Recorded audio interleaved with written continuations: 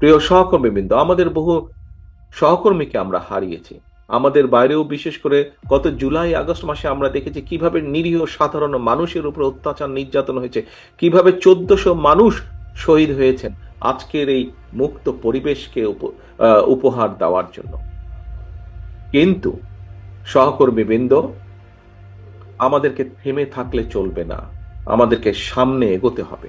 আজকে বিভিন্ন বিষয়, এটি রাজনীতির একটি অংশ, বিভিন্ন বিষয়ে আলোচনা হবে, তর্ক হবে, বিতর্ক হবে। তবে আমাদেরকে খেয়াল রাখতে হবে আমরা তর্ক বিতর্ক করতে গিয়ে দেশে এমন পরিস্থিতির উদ্ভব যাতে না হয়, যাতে করে সেই স্বৈরাচার হোক অথবা এমন কেউ হোক যারা বাংলাদেশের ভালো চায় না, এমন কেউ সুযোগ পেয়ে যাক। এই ব্যাপারে আমাদেরকে সতর্ক থাকতে হবে। এর একই সাথে আমাদেরকে সতর্ক থাকতে হবে আরো একটি বিষয়ে। প্রিয় সহকর্মীবৃন্দ, আমাদেরকে সতর্ক থাকতে হবে যে আমরা অযাচিত অযাচিত তর্ক বিতর্ক করে জনগণ এবং দেশের স্বার্থ রক্ষা থেকে যাতে দূরে সরে না যায়।